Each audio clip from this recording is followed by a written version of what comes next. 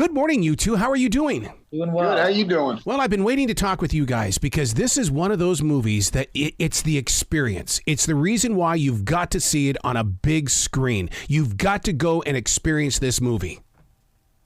Thank you. Yeah, it's and it's a small movie. Yeah. It's made for not a lot of money, and it's interesting that we're even here talking to you. But people seem to have, this Charles Manson, 50 years later, still resonates with people, and people are very interested in anything having to do with Charlie Manson. As a member of this committee that brought all this together, I mean, as a director, as an actor, I mean, my God, I mean, was it weird to step into the story fearing that you were going to bring something back out of that legacy? It wasn't at first, and as we were going through it and people kind of started to catch wind of what we were doing and the subject matter, you do get a couple of odd messages here and there, and it did come across my head at some point. But the movie, I think, is about Charles Manson, but he's not in it, and we're not redoing history in any way.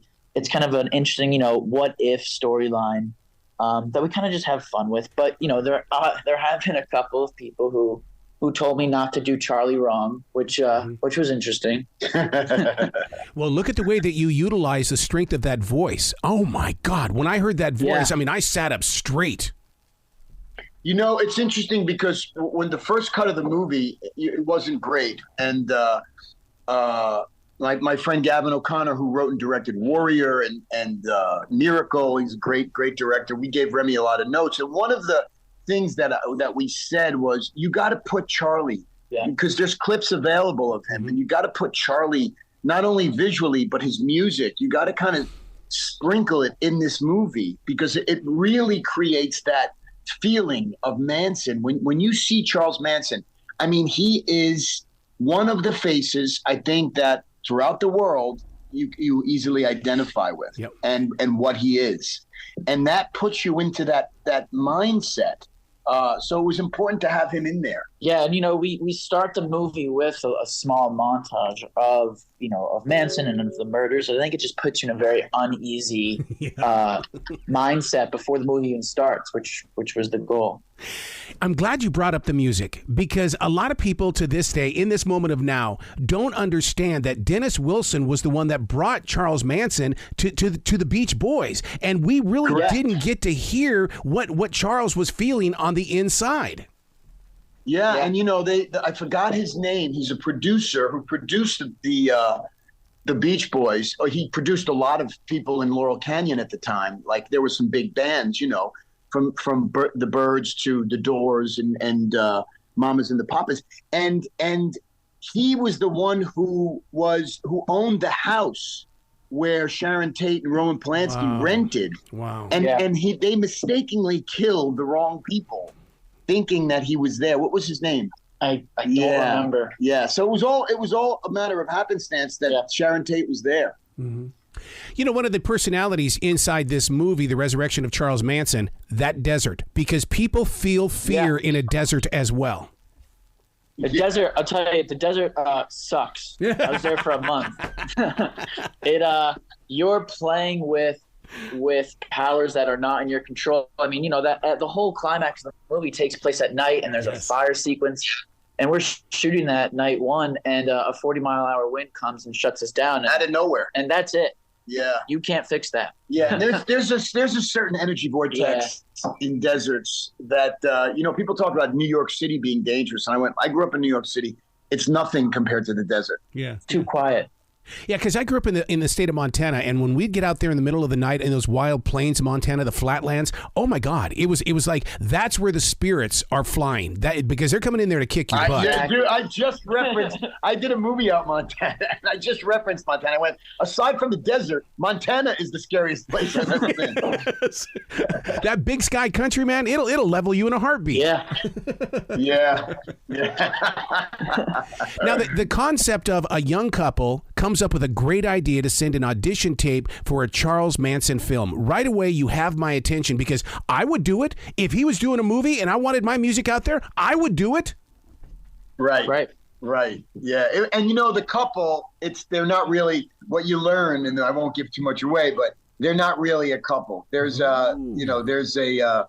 there's a plan in place that we don't know about by one of these people. So it's all tied together.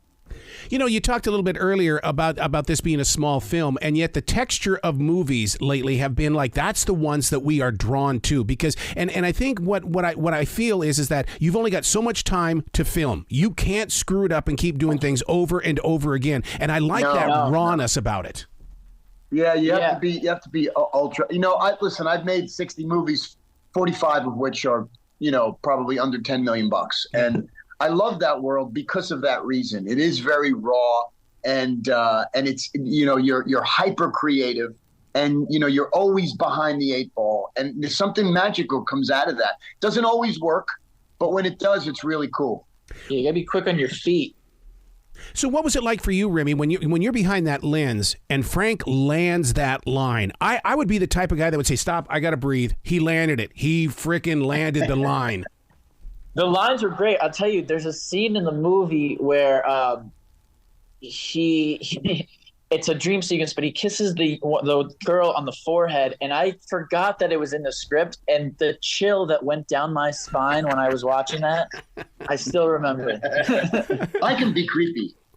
Well, see, that's what's fun about movie making is the fact that we need to hear more about the stories of being on that set, because, I mean, we see the final product. Hours about this movie. Yeah. I could speak for hours. I mean, we got shut down. We had things go wrong. We had on reactors. Yeah, it's funny. It's always, again, this movie was under $1 million, and it's, these actors were kind of neophytes, and it's always the young people who cause the most problems, who have the biggest egos for no apparent reason. Yeah. And so Remy had to deal with a little bit of that as well. Oh my God! How'd you do that? Because I had a program director tell me one time, Remy, he says, my job is not what you think it is. It's 90% psychologist.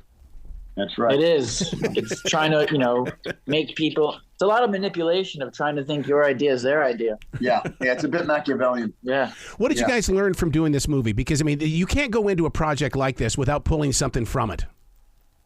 Oh, I mean, I learned so much. This was such a great experience for me. It was almost like my master's program. It's be more prepared than you think, and make sure that everyone you're working with understands, what their role is. I think that's an issue with this level sometimes, is everyone wants to be a part of everything, but it needs to kind of just be a clear path. And make sure your father has almonds in his trailer. Now, War Party was a part of this, right? I mean, we got to give some kudos to that. They were not part of it? No. No, the War Party's. Listen. I would have never done this movie in the real world, but it was an opportunity for me not only to work with Remy, but to kind of guide him and make sure that what he did, got attention in the right way. Because if it's his first movie and it's really bad, that's kind of it. Yeah. It's kind of, you got to come out of a hole to get another opportunity. So I just wanted to make sure. Again, that we had this experience together, but more so that he was successful at it, and I could get him out of my house at some point, and he could direct his own movies. Yeah. Well, what was that like for you in the way that? Because I mean, when I was talking with David Crosby about working with his son, it brought him to tears. It has to get into your emotions as well to see your son doing this. Yeah, man. I have come to tears and. When the first time I watched it by myself, this is my baby. Yeah. This is my first. This is my guy, and he's been on sets with me since he was born. And it's just it also just marked time for me. It was like, wow, I'm kind of getting up there, and now my boy is created his career, and it's an amazing existential experience without getting too kind of mushy. Wow. Well, congratulations on the resurrection of Charles Manson. I expect to talk to the two of you many more times in the future, because this is a collaboration that will always grow forward. Thank you, brother. Appreciate it. Well, you guys be brilliant today, okay? You too.